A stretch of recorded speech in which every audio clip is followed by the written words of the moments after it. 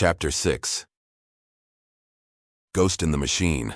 The neon glow of Neo-Tokyo painted Yuna's lab in a shifting kaleidoscope of colors. Holographic schematics danced in the air around her, lines of code flickering like errant fireflies. Empty ramen containers formed a precarious tower on one corner of her workbench, a testament to long nights fueled by caffeine and unwavering determination. Sora's camera sat disassembled before her, a delicate surgery underway. "Almost there," she muttered, her pink hair catching the light as she leaned closer. Sora's camera. More than just a piece of equipment, it was an extension of his very being. He saw the world through its lens, capturing truths others missed. Truths that often challenged the comfortable narratives spun by heroes and villains alike. And that made it a target. Yuna's job, as she saw it, was to armor it, to make it an impenetrable fortress of objectivity. She delicately inserted a microchip into the camera's housing. This wasn't just about sharper images or better low-light performance. This was about truth. Truth filtered, manipulated, and twisted was worse than a lie. It was a weapon. The filter she was currently installing was a multispectral analysis tool. It wouldn't just record visible light, but also infrared and ultraviolet, allowing for detection of energy signatures, even cloaked ones. The AI program she'd coded would cross-reference the footage with known hero and villain power signatures, highlighting any discrepancies. Had a hero, known for pure kinetic energy blasts, suddenly exhibited pyrokinetic abilities? The AI would flag it. Seemingly minor details, but details that could reveal manipulation, deception, even outright fabrication. Yuna knew the Academy wasn't thrilled with her project. They called it unnecessary, a distraction from the core curriculum. Taizen, the headmaster, had even alluded to the slippery slope of tampering with established protocols. But Yuna couldn't shake the feeling that something was rotten at the core. Too many incidents swept under the rug, too many discrepancies dismissed as human error or perspective distortion. Her conviction stemmed from more than just logical deduction. It was personal. Years ago, her uncle, a low-level security guard, had been wrongly accused of colluding with a villain after a seemingly damning piece of security footage surfaced. The footage, conveniently blurry and poorly lit, painted him as an accomplice. Despite his protests, the public, fueled by the doctored video, had convicted him long before the trial. He lost everything.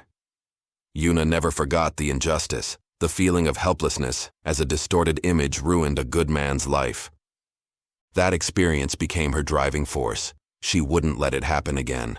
Technology, she believed, could be a shield against manipulation, a tool for exposing the truth. And that's why she poured every ounce of her energy into enhancing Sora's camera.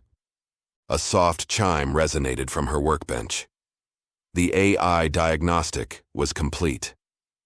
"All right, let's see what you've got, little buddy," she murmured, booting up the camera. The holographic display flickered to life, showcasing a live feed from the camera's lens. The image was crystal clear, the colors vibrant. She navigated through the AI interface, activating the various filters and analysis tools. The AI hummed, cross-referencing the data against its internal database. Satisfied, Yuna began to test the noise filters. Time to find a black market dealer willing to test this. Find a bad batch and make a good one. Maybe Sora will finally open his eyes. She knew where to look, if Sora wasn't going to use it. Akihabara, the city's electronic district, was a labyrinth of cramped stalls and towering arcades, a sensory overload of flashing lights and blaring music. Beneath the surface glitter, however, lay a thriving black market, a place where you could find anything from stolen hero tech to illegal recordings of villainous exploits. The camera's enhanced zoom sliced through the neon fog, finding the nearest connection. Yuna hated coming here, but she also understood it. The holographic interface changed, displaying the encrypted channels. Finding the dealers wasn't the hard part. Keeping them from becoming the victim of whatever they were selling was. Yuna pulled up a recent case.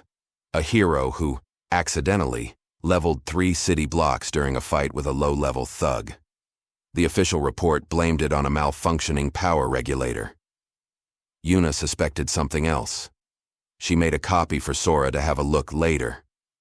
The air hung thick with the scent of artificial sweeteners and desperation.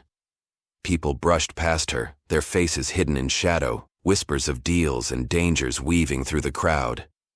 Yuna knew to come in disguise, simple change to her hair color and larger glasses than usual. She entered a dingy doorway, the only marking a flickering holographic sign that read, "Repairs." Inside, the room was dimly lit, cluttered with broken gadgets and discarded components. A hunched figure sat behind a counter, his face obscured by a visor. "Looking for something special, little bird?" The figure rasped, his voice laced with static. "I have something special," Yuna countered, placing a small datapad on the counter. "A camera, enhanced optics, AI-powered analysis, untraceable. I need to test its capabilities." The figure chuckled, a dry, rattling sound. "Testing, is it? And what's the incentive for an old tech like me?" "I need real footage," Yuna explained. "Unedited, uncensored, the kind you won't find in any Academy database." The figure leaned forward, his visor glinting in the dim light. "Now you're talking my language. I might have something interesting for you." He reached beneath the counter, producing a small, unassuming chip. "This is fresh. A recent brawl between the Crimson Comet and Nightshade. Raw footage. No hero spin." Yuna took the chip, her fingers brushing against the figure's cold, metallic hand. "What's the catch?" "The catch?" The figure chuckled again. "The catch is, some things are better left unseen. Some ghosts are better left in the machine." Yuna paid the dealer and went back to her lab. She wasn't buying the sentiment. In the right hands, a ghost was just a shadow waiting to be brought into the light. Back at the lab, Yuna plugged the chip into her workstation, the holographic display flickering to life once more. The footage began to play, showcasing the battle between the Crimson Comet, a speedster known for his fiery trail, and Nightshade, a master of illusion and shadow manipulation. The first few minutes were standard fare, the Crimson Comet zipping through the city, leaving a trail of blazing afterimages, while Nightshade conjured illusions, trying to disorient her opponent. But as the battle progressed, something felt off. The Crimson Comet seemed unusually reckless, his attacks becoming increasingly destructive, and Nightshade, despite her mastery of illusions, seemed almost desperate. Yuna paused the footage, zooming in on a close-up of the Crimson Comet's face. His expression was strained, almost pained. She activated the AI filters, the program humming as it analyzed the footage. A series of graphs and charts appeared on the holographic display, highlighting energy signatures, movement patterns, and subtle facial cues. And then a red flag. The AI flagged a faint energy signature emanating from the Crimson Comet, a signature that didn't match his known power set. It was a subtle distortion, barely perceptible to the naked eye, but the AI detected it. The signature matched mind control, a powerful psionic influence that seemed to be driving the hero into a frenzy. Yuna leaned back in her chair, a cold dread creeping into her heart. Mind control? Why would someone be controlling a hero? And who had the power to do something like that? She rewound the footage, focusing on the crowd of onlookers gathered below the battle. As the Crimson Comet unleashed a particularly devastating attack, she noticed something. A figure standing in the shadows, their face obscured by a wide-brimmed hat. They held a device in their hand, a device that emitted a faint, pulsating glow. The same energy signature that the AI had detected on the Crimson Comet. Yuna enhanced the image, pixel by pixel, trying to get a clearer look at the device. It was small, compact, with a series of intricate circuits and glowing crystals. It looked familiar, like something she'd seen before. Her fingers flew across the keyboard, accessing the Academy's internal database. She typed in psionic amplification devices, the holographic display filling with schematics and research papers. And then She found it. A classified research project, dating back several years. A project that detailed the development of a psionic amplifier capable of influencing thoughts and emotions. A project that had been deemed too dangerous and subsequently shut down, officially. But the schematics, they matched the device she had seen in the footage. Almost exactly. And the project lead? Professor Ito, a respected member of the Academy's faculty and a close confidant of Headmaster Tyson. Yuna stared at the screen, her mind racing. Was it possible? Was the Academy, the institution she had dedicated her life to, involved in manipulating heroes? In using mind control to shape public perception? She couldn't believe it. And yet, the evidence was staring her in the face. The energy signature, the device, the classified research project. It all pointed to one inescapable conclusion. The Academy was hiding something dark and dangerous. A sudden ping from her workstation brought her back to reality. It was a system alert. Unauthorized access detected on the central server. Someone was trying to hack into her workstation. Yuna's heart pounded in her chest. They knew. They knew she was onto them. She slammed her hands on the keyboard, initiating a counter-protocol, trying to trace the source of the attack. But whoever it was, they were good. Their code was sophisticated, their movements lightning fast. They were like a ghost in the machine, a phantom presence lurking in the digital shadows. As the counter-protocol reached its final stages, the holographic display flickered, the code turning a menacing shade of red. A single line of text appeared on the screen, a chilling message that sent a shiver down her spine. Curiosity killed the cat, Yuna. The connection was severed, the screen going blank. Yuna was left alone in her lab, the neon glow of Neo-Tokyo casting long, ominous shadows on the walls. The silence was deafening, broken only by the frantic beating of her own heart.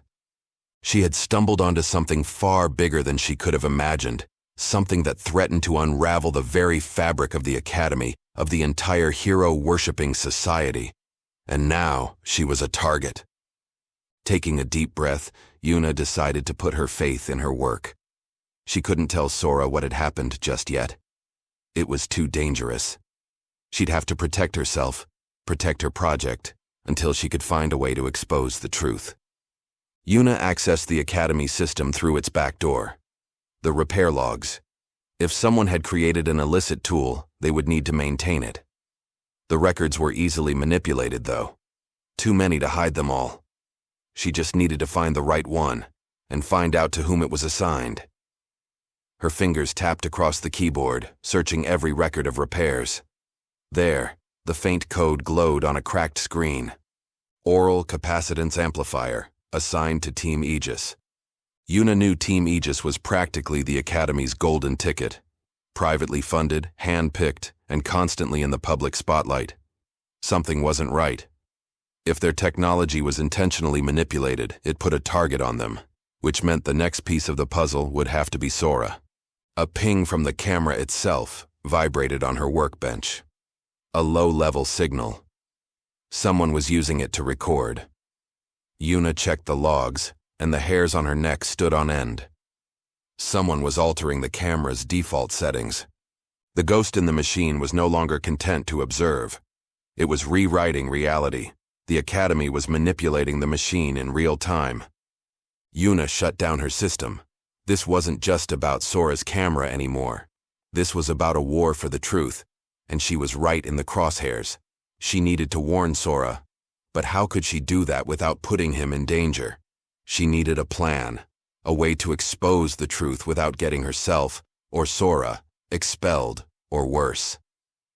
She glanced at the disassembled camera on her workbench, the pieces scattered like fallen dominoes. She would reassemble it, add one last crucial modification. A failsafe. A way to remotely access the footage, even if the camera was compromised. A way to become the true ghost in the machine, a silent guardian of the truth, watching from the shadows. But time was running out. The hunter was now the hunted, and the clock was ticking.